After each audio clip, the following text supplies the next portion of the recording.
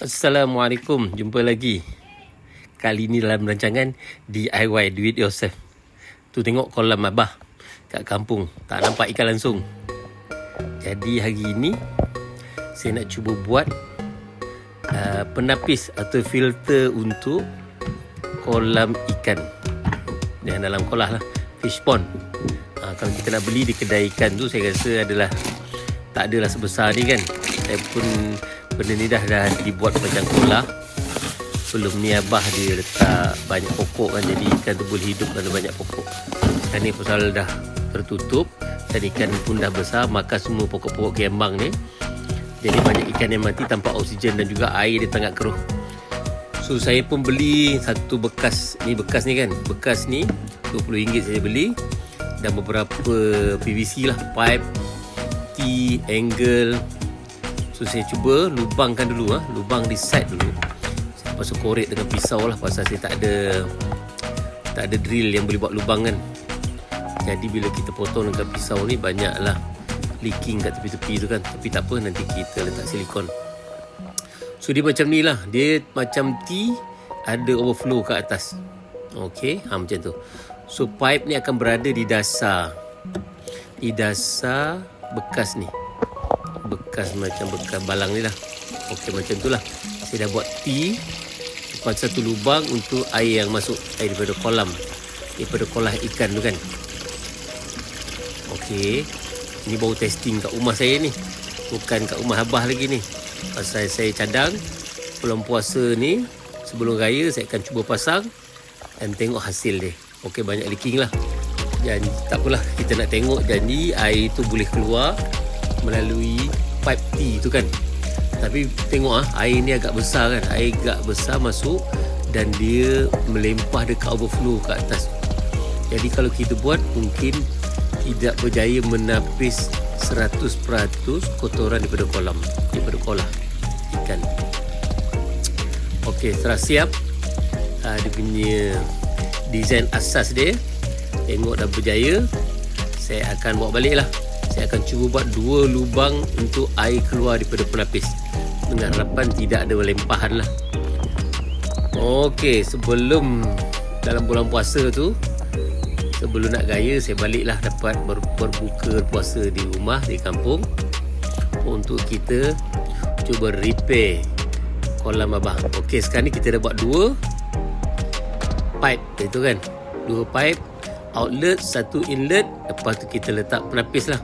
Penapis ni murah je, yang kasar tu saya beli dalam RM20. Lagi RM20 yang macam span tu lah, ada 2-3 keping. Nanti saya akan beli tambah lagi untuk kita selitkan di tepi-tepi tu, untuk mengelakkan kotoran tu masuk ke bawah. Ini motor saya rasa 1 suku horsepower lah. Mahal juga Bila motor ni power sangat, saya risau air tu akan, pancutan inlet itu akan banyak kuat sangat lah. Ini silikon yang murah, kita nak buat sikit je kan. So saya letak white tape bagi dia ada ruang sikit, pasal terlalu besar sangat lubang tu, banyak air leaking situ. Dan juga saya letak silikon. Okey, so saya sambung pipe pada motor tu setinggi daripada dasar kolam sehingga ke pipe angle yang masuk inlet water. Okey, so kita cuba dulu, tengok macam mana hasil dia. Motor pun dah disambung. Okey, kita try. Tak papan ini untuk sementara waktu ni, pasal barang pun tak ada lagi kan. Okey, nampak air dah masuk. Kita tarik daripada dasar kolam, memang kotor lah air ni kan. So masa ni masih banyak ada ruang-ruang di tepi-tepi tu yang kotoran boleh masuk. So saya tak tunjuk, lepas ni saya beli lagi tambah span dalam satu bungkus lagi. Span yang lembut, kita selit-selitkan di tepi-tepi dinding tu biar semua tertutup. Tapi untuk yang peringkat pertama ni, tengok air dia terlalu kuat kan. Jadi air melempah, air keluar daripada dasar, keluar dekat outlet tu, tapi air juga masuk melalui yang lubang overflow kat atas tu. Jadi saya rasa ini tidak akan dapat menapis 100% lah. Pasal dia akan masuk air kotoran dekat permukaan tu, masuk balik ke dalam kolam.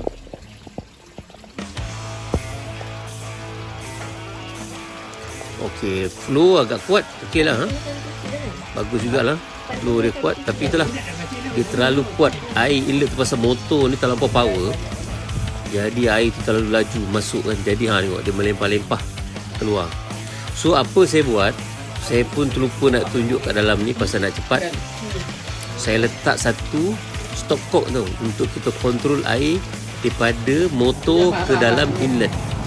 Nasib baik kedai bah memang hardware dia macam 7-Eleven dekat kampung ni kan. Semua barang ada kat kedai bah. So tak payah kita pergi ke Pekan lagi. Semua T dia, semua dia punya angle, stop cock, dia punya connector, semua alhamdulillah ada dekat kedai abah. So saya tak terlupa nak tunjuk dekat belakang bekas ni, dekat inlet daripada motor tu saya letak satu stop cock untuk kontrol air supaya tak laju sangat masuk ke dalam kalau dia melati bekas tu kan. Jadi air itu tak akan melempah ke lubang overflow ke atas tu. Jadi dia cunjun tapi dia tak akan kuat sangat lah. Tapi tak apa, kita nak pastikan semua kotoran itu lekat dalam bekas. So nanti bila dah kotor sangat, kita akan angkat bekas tu, cabut motor, kita cucilah filter tu kan. Jadi hasilnya, selepas saya balik hari raya ke tempat, alhamdulillah kita dah nampak ikan kat dalam tu. Jadi kita punya DIY ni, penapis kolam ikan ni, alhamdulillah berjaya. Okey, memandangkan kolam ni memang kotor betul kan, tak pernah ditukar air, memang susah lah, makan masa juga dia nak betul-betul clear. Jadi dah clear tu, saya pergi ke Pekan nak tambah sikit ikan supaya ada variasi dan berbagai warna untuk kita nikmati. Masa kita buat open house raya-raya, orang nak naik ke atas boleh tengok ikan dulu, supaya dapat menenangkan fikiran. So saya beli cup Jepun ni, yang bukan real kat Jepun lah, yang sini punya, beberapa ikan jelawat, ikan lampam, dan juga yang tadi lah, yang ikan ni, ikan kapau. So, alhamdulillah kita punya projek dah berjaya. So lagi 2-3 minggu lagi sekali saya balik kampung, harap-harap makin bertambah jenis. Nanti bila jenis, kita akan letak dekor sikit lah, letak akar-akar kayu ke